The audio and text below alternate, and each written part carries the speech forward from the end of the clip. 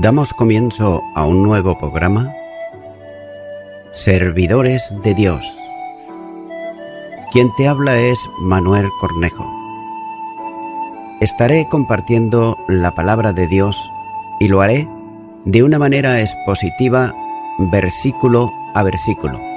Y en esta ocasión será en el Evangelio de Marcos, capítulo 7, versículo 28, donde dice: Respondió ella y le dijo: Sí, Señor, pero aún los perrillos debajo de la mesa comen de las migajas de los hijos. La mujer sirofenicia había entendido claramente las palabras de Jesús y lo que con ellas había querido comunicarle, ya que ella se adhiere a la enseñanza con un rotundo sí, según se lee en algunos textos griegos. Note cómo no hay ningún reproche a lo que acaba de oír del Señor, solo palabras de humildad, que es lo que genera la verdadera fe. Esto sí, Señor, ¿con qué responde? Equivale a es cierto, es verdad, Señor.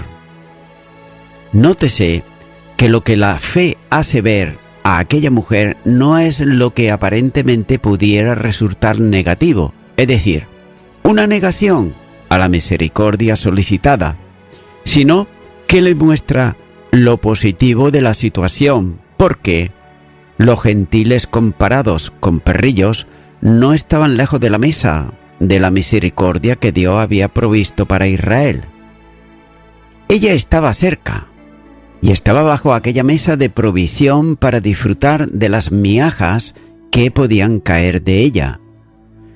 No era la primera vez que las bendiciones de Dios llegaban a los gentiles con suficiente dimensión como para resolver cualquier necesidad, por grande que fuese. Y note cómo ella no necesita mucho, ya que era una pequeña migaja de la gracia, en su concepto mayor que la grave necesidad que ella tenía, ya que se conforma con lo que algunos considerarían como migajas de rico manjar de la misericordia que se manifestaba continuamente hacia los hijos de Israel. Aquel que estaba hablando con ella era el Dios de la gracia, que tenía lo necesario para el oportuno socorro. Con toda seguridad, conocía por referencias cómo el Señor había sido bueno con muchos enfermos, como había expulsado también los demonios de quienes habían estado sujetos a ellos, como había dado también vista a los ciegos y resucitado a los muertos. Es por eso que ella había venido a él buscando ayuda, clamando por la misericordia y presentándole delante la tragedia de la vida de una niña atormentada por Satanás. Su fe se aferraba a Jesús, no podía dudar de su poder, por tanto creía que sería atendida en su petición. Nada la arredraba en su determinación, ya que era una fe firme que se sostenía en el amor de Cristo, que había venido para buscar y salvar a lo que estaba perdido. La fe había conducido a aquella mujer al camino de la victoria, ya que ella había dado el primer paso para recibir las bendiciones de Dios. Y note cómo todo don perfecto y toda buena dádiva procede del Padre de las lumbreras. Santiago 1, versículo 17. Ya que sus promesas se hacen reales por medio de la fe. La sirofenicia tenía fe en Jesús, tenía fe en su misericordia y también en su poder.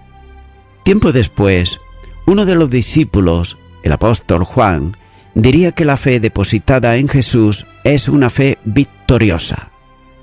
La primera carta de Juan, capítulo 5 y versículo 4 dice: Porque todo lo que es nacido de Dios vence al mundo, y esta es la victoria que ha vencido al mundo, nuestra fe.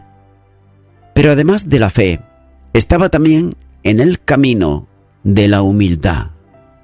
Note cómo comienza por reconocer la dimensión de Jesús a llamarle Señor frente a él. ella no tenía derecho alguno, solo confiando en su misericordia, esperaba recibir la bendición pedida. Pero sin embargo, la respuesta de Jesús, al comparar lo que le pedía con la incongruencia de dar el pan de los hijos a los perrillos, no la amilanó, sino todo lo contrario. No se sintió despreciada, ya que actuó desde esa misma posición, reconociendo que si bien el raudal de bendiciones tenía como destinatarios al pueblo de Israel, ella también, como gentil, necesitaba ser conformada con las migajas que cayesen de la mesa de la provisión divina. Por tanto, la petición hecha desde la humildad iba a tener respuesta. Pero note, sin embargo, que en contraste con los soberbios, que son resistidos por Dios, dice Santiago 4:6 que Él da gracia a los humildes. Y esta mujer reconocía que el pueblo de Israel tenía un lugar de privilegio en la bendición de Dios al mundo. Pero ella, sin embargo, se conformaba con ser un perrillo, que también puede tener parte humilde, pero suficiente en la bendición mesiánica. En aquel momento, el Mesías había salido de Israel, no estaba sanando a nadie de ellos, de manera que no podían perder ninguna de las bendiciones ni de los privilegios que tuviesen. El Maestro estaba en tierra de los gentiles, y una gentil necesitaba buscar las migajas del favor divino que humildemente pedía y que estaba segura que iba a recibir. La fe daba fuerza a la oración y a la seguridad de ser oída. La petición era reiterada y humildemente expresada desde la adoración, ya que ella dice que se arrojaba a los pies de Jesús. El problema que confrontaba su hija gravitaba sobre su alma, y la angustia de un alma derramada en la presencia de Dios tenía que tener respuesta de aquel que es benefactor de los débiles y protector de los desvalidos. Es como si ella le dijese: en verdad, Señor, soy como un perrillo, pero no tiene derecho alguno a las holgazas de las bendiciones que corresponden a los hijos de Israel, pero una migaja de las que ellos no aprovechan es suficiente para mi necesidad. La necesidad y la humildad hicieron que se contentase con las migajas y aceptase con gusto su posición bajo la mesa de la bendición, ya que la fe había hecho que esperase recibir las migajas que necesitaba, y la humildad hizo que se contentase y también que se conformase con ellas. Continúa ahora con el versículo 29, donde dice: entonces le dijo: por esta palabra, ve, el demonio ha salido de tu hija. Note cómo el Señor hace referencia a la fe de la sirofenicia, ya que concretamente se dirige hacia ella, mencionándole su palabra, su dicho, su respuesta. Marcos no hace referencia directa a la fe de aquella mujer, pero Mateo la pone en las palabras de Cristo cuando dice, en Mateo capítulo 15, versículo 28, entonces respondiendo Jesús dijo: oh mujer, grande es tu fe, hágase contigo como quieres. Y su hija fue sanada desde aquella hora. Pudiera parecer que lo que Jesús alaba es la fe que persiste en la petición y que cree que Jesús puede actuar en sanidad sobre su hija. Pero una lectura más precisa pone de manifiesto que la fe que Jesús alaba es el reconocimiento claro y la comprensión precisa de lo que el Mesías era y del ministerio que él había traído.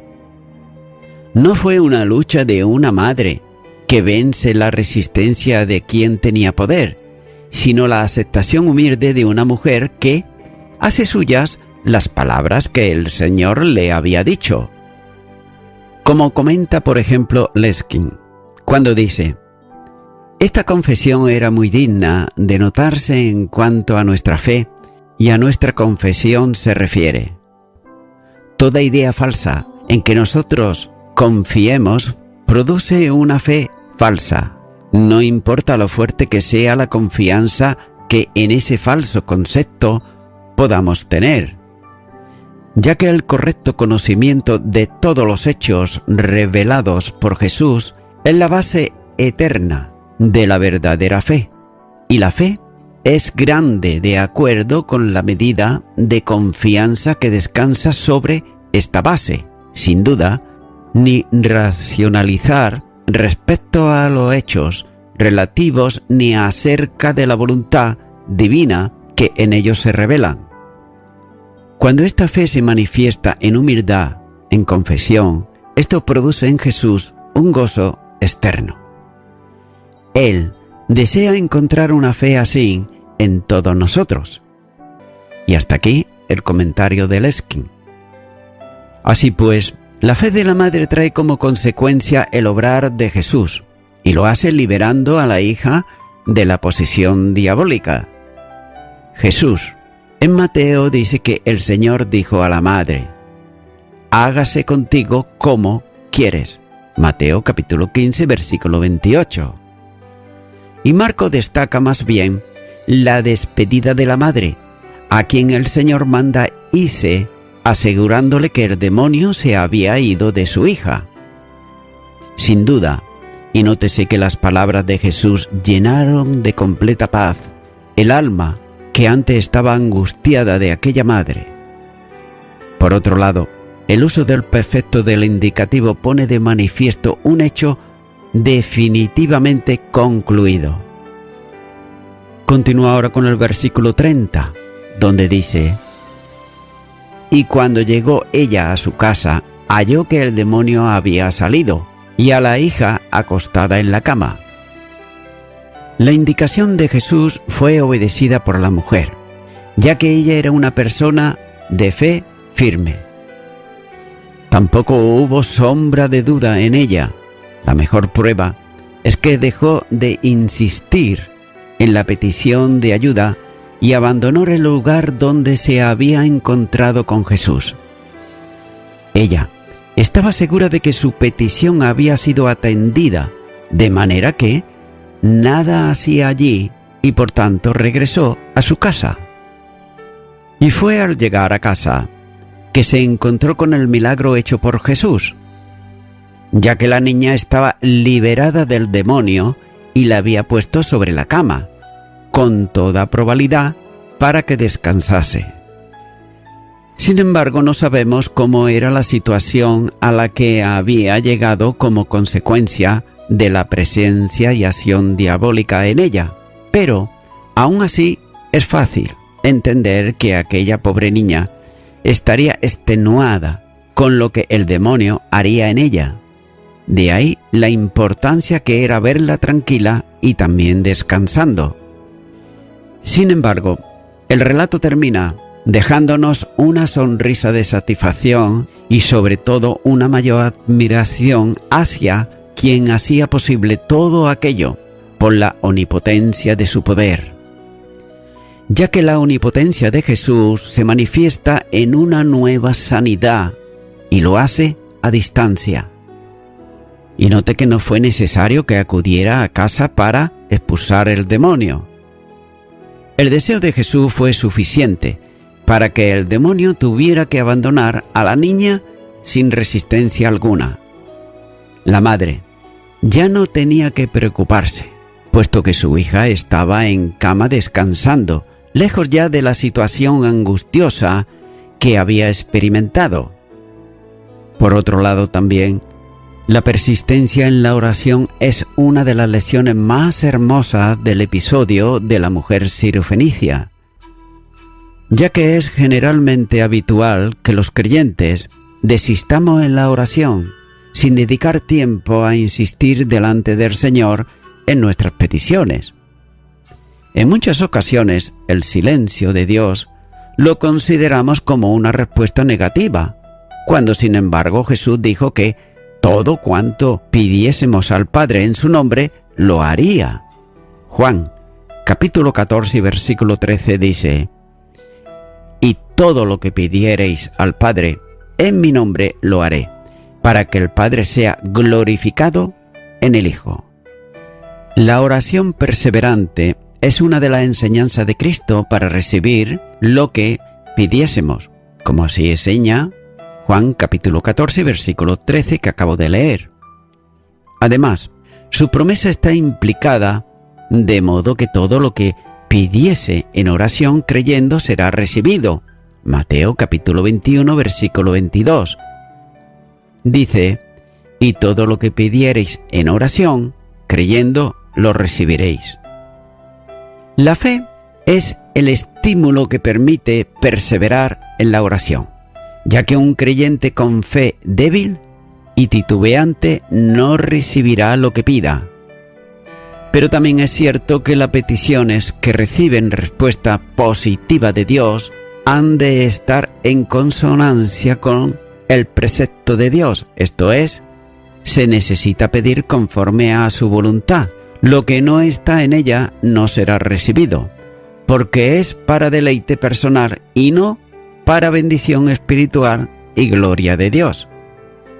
También hay dos peligros que son igualmente dañinos en relación con la oración.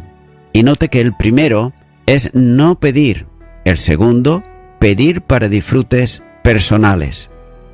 Santiago, capítulo 4, los versículos 3 y 4 dice: pedís y no recibís, porque pedís mal, para gastar en vuestros deleites. Oh almas adúlteras, ¿no sabéis que la amistad del mundo es enemistad en contra de Dios?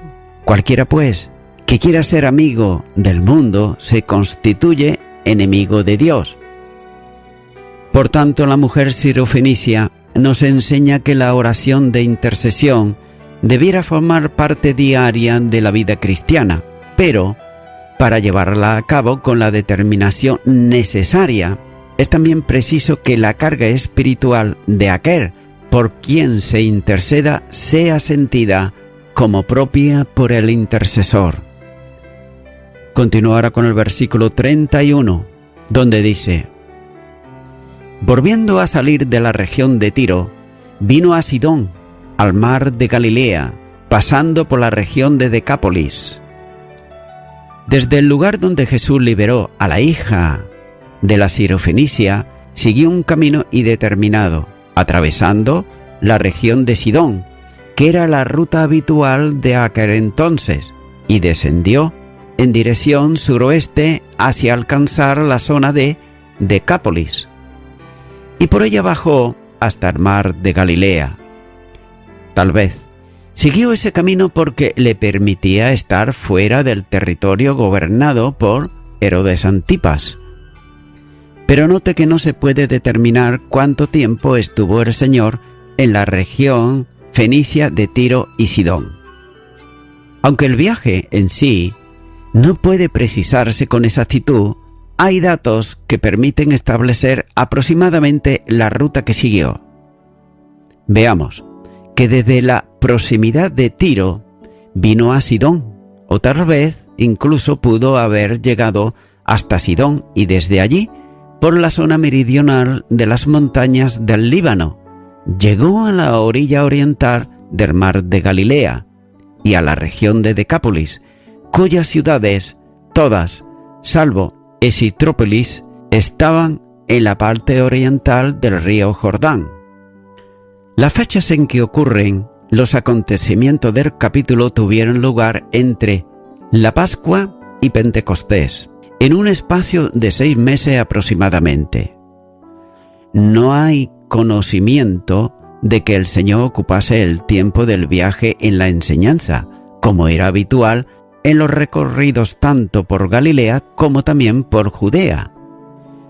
Y es muy posible que el Señor tuviese como principal ocupación enseñar particularmente a los discípulos y mantenerse en el mayor anonimato posible en esta última parte de su ministerio.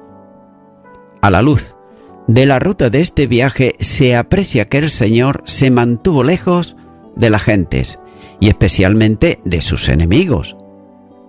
Decápolis es el territorio de las 10 ciudades de donde tiene su nombre, en la región suroeste del mar de Galilea, donde había ocurrido el incidente de la curación del endemoniado y la muerte de los 2000 cerdos en el mar.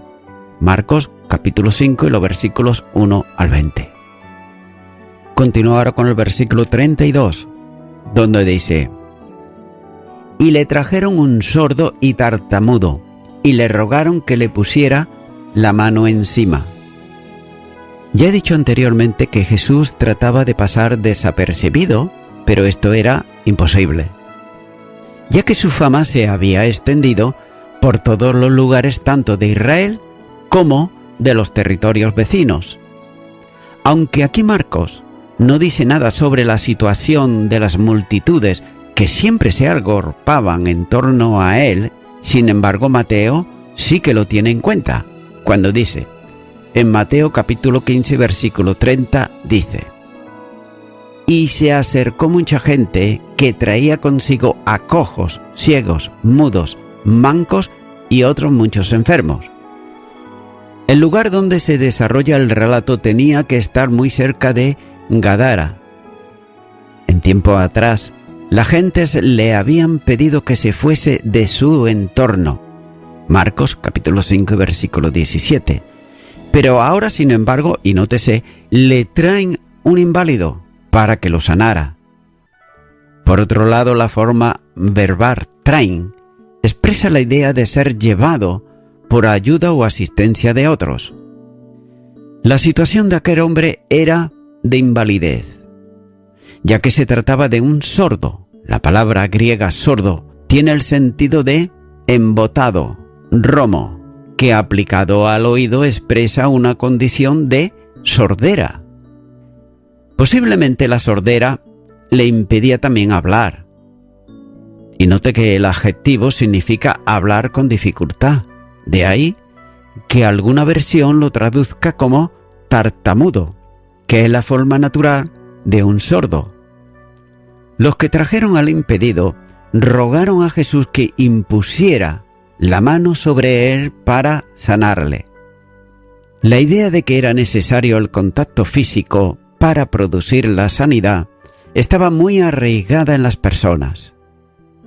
El Señor había manifestado que su operatividad no era siempre la misma y que no necesitaba contactar físicamente con el enfermo, ya que algunos fueron curados con solo tocar su manto, otros ni siquiera con eso, como ocurrió con la niña de la mujer sirofenicia.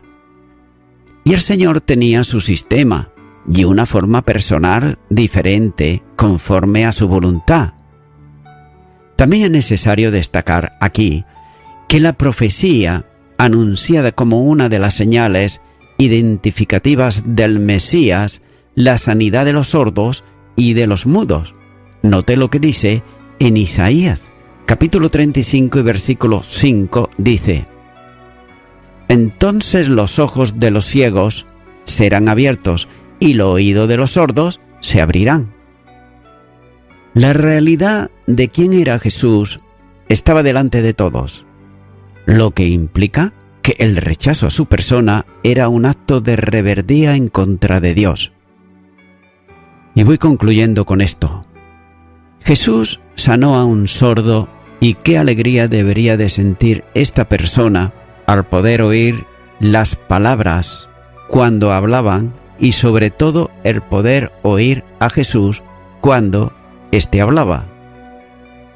Amigo y amiga oyente, un refrán dice que no hay peor sordo que el que no quiere oír, ya que suele haber personas que escuchan el Evangelio de Jesucristo y sin embargo parecieran que son sordos espirituales, ya que suelen ser caso omiso al consejo divino, que llama al pecador al arrepentimiento. Es por eso que si este es tu caso hasta ahora, amigo y amiga oyente, hoy una vez más el Salvador Jesucristo te llama al arrepentimiento, para que de esta manera el poder así salvarte, darte salvación y vida eterna. Si nunca antes has prestado atención, si nunca antes has querido escucharle, pero ahora has escuchado la voz del Señor que habla a tu corazón, pues yo te puedo ayudar en una oración para recibirle a Él, a Jesucristo, en tu corazón como tu Salvador. Ora conmigo y di ahí a donde estás. Señor Jesús, he escuchado algunas veces tu evangelio, pero no he prestado atención. En esta hora vengo delante de ti, pidiéndote perdón por todos mis pecados, los cuales me arrepiento y te recibo a ti, Jesucristo, como mi único y suficiente Salvador. En tu nombre, amén. Amigo y amiga oyente, si tú has hecho esta oración de corazón, te recomiendo que comiences a orar a Dios, en primer lugar, en el nombre del Señor Jesucristo. Orar a Dios no es rezar, sino que es hablar con una persona. También te recomiendo que leas la palabra de Dios y lo hagas a diario. Comienza, por ejemplo, con el Nuevo Testamento. Y también, por último, te recomiendo que para que puedas crecer espiritualmente, te congregues en una iglesia cristiano-evangélica, donde se predique, se enseñe y se practique la sana doctrina y la palabra de Dios. Congrégate ahí y con el tiempo podrás crecer espiritualmente y también servir al Señor Jesucristo. Que Dios te bendiga. Y a toda la audiencia, nuevamente ya me estoy despidiendo de todos ustedes y será hasta el próximo programa. Que Dios os bendiga a todos.